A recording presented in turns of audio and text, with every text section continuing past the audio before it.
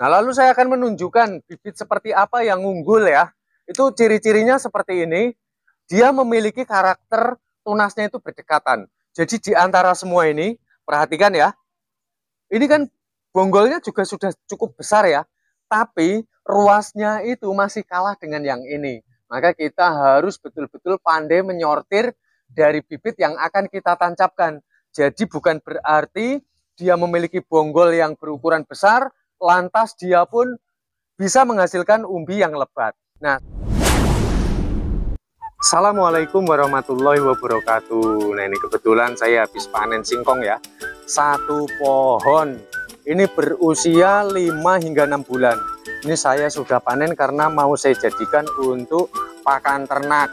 Ini juga direbus juga sangat enak sekali ya. Ini singkong lokal Jawa sini ya.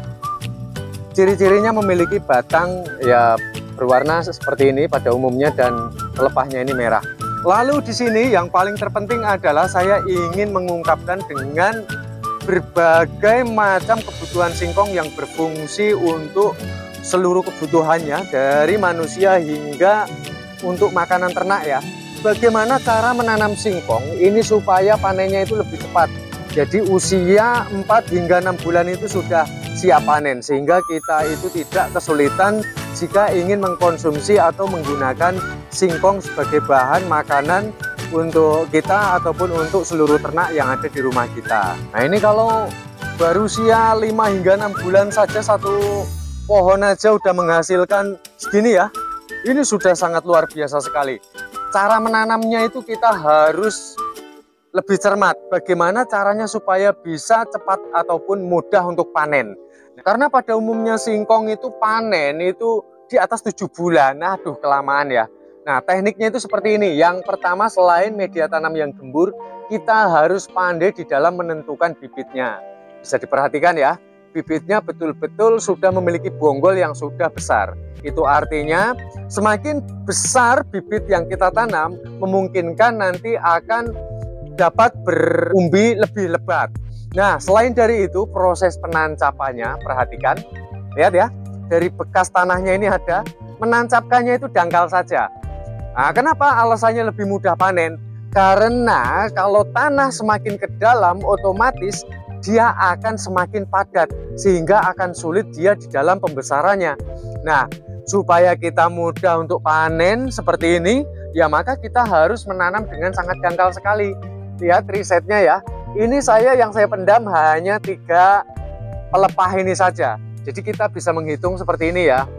Jadi hanya 3 ruas seperti ini saja. 1, 2, 3 yang saya pendam. Maka dari itu carilah singkong yang memiliki ruas yang rapat untuk bibitnya. Nah, lalu kemudian supaya lebih cepat untuk panen, ketika kita menanam pohon singkong seperti ini, daun untuk batang atas ini jangan petikin untuk sayur ya, kalau memang mau difokuskan pada umbinya. Jadi biarkan dia tinggi menjulang seperti ini. Nah, lalu lahan yang seperti apa untuk media tanam yang cocok untuk menanam singkong? Nih, simak ya, lahannya itu biar mudah panen itu kita harus mencermati. Sebagus apapun bibit kita, kalau media tanamnya tidak memadai, nggak akan bisa untuk lebih cepat panennya. Nah, umumnya orang menanam singkong itu kan 1 meter ya jaraknya ya. Kalau menurut saya terlalu boros lahan. Jadi dari 50 cm hingga 60 cm saja sudah cukup bagi saya.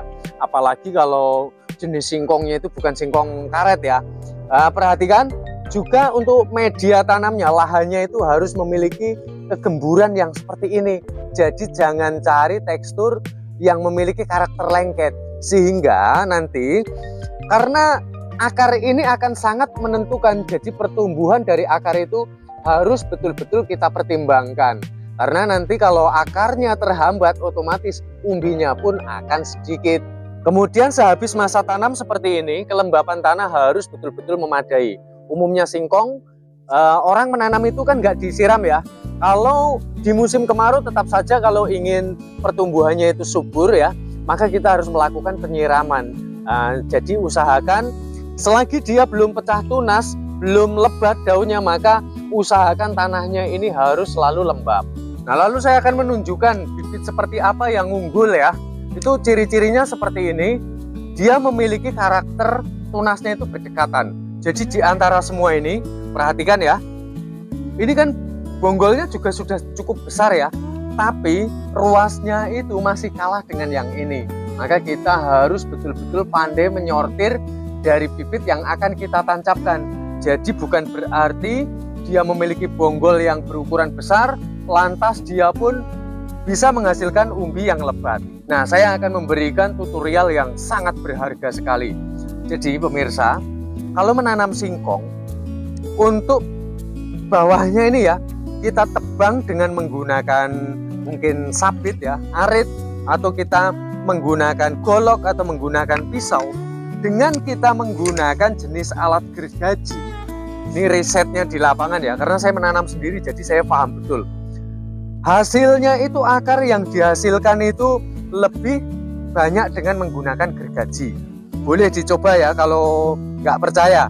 Jadi ini saya kemarin itu menanam dengan menggunakan ini. Saya tebasnya dengan menggunakan arit. Ya akhirnya ya umbinya paling ini hanya sekitar berapa ya? Mungkin sekitar 2,5 kilo atau 3 kilo lah, ini paling banter ya. Satu pohon dalam usia ini 5 hingga 6 bulan. 6 bulan belum sampai, ini baru 5 bulan lebih lah ya. Nah, kalau kita dengan sistem penggergajian seperti ini, saya akan menunjukkan ya. Akan menunjukkan seperti ini ya. Terus ketika kita menggergajinya itu jangan sampai merusak dari bekas pelepah.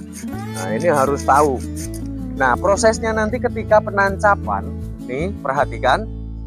Karena ketika kita menanam singkong, akar yang akan lebat itu posisi berada di urutan paling bawah, gitu ya. Ini bukan batang ya, ini dari singkongnya karena ini apa ya? Dari akar nih, kan ada merah-merahnya ya. Nah, jadi pangkalnya itu dari batangnya ini. Jadi akar terbanyak itu justru dari pangkal ini nanti. Kalau kita menggunakan bekas gergaji ini, maka yang akan terjadi akarnya itu akan mengelilingi di sekitar pinggir-pinggirnya ini. Jadi semakin besar bonggolnya, maka akan semakin lebat pula umbinya. Itu saya pastikan 100%. Dan ingat tadi, teknik menanamnya jangan terlalu dalam ya. Jadi kita tidak menggunakan media sentimeter, tapi kita lebih dengan menghitung dari ini, ding, bekas pelepah ini. Jadi 1, 2, 3 ini saja sudah cukup. Jika 3 ini mengkhawatirkan, maka biasanya khawatirnya itu kalau terjadi angin, biasanya kan suka tumbang gitu ya.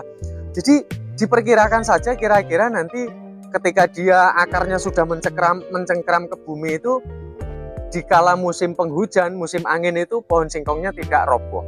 Nah seperti itu. Tapi teknik menanam singkong yang sempurna adalah cara menanamnya jangan terlalu dalam.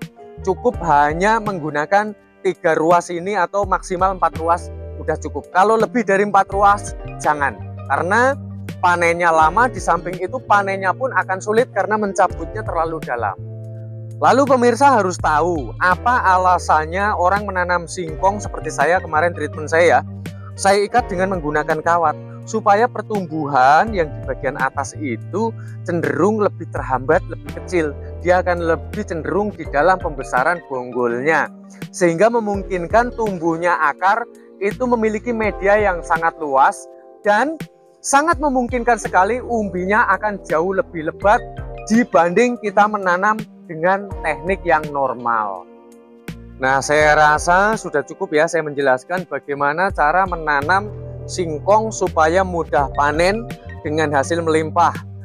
Umbinya nanti akan lebat, panennya pun akan lebih cepat.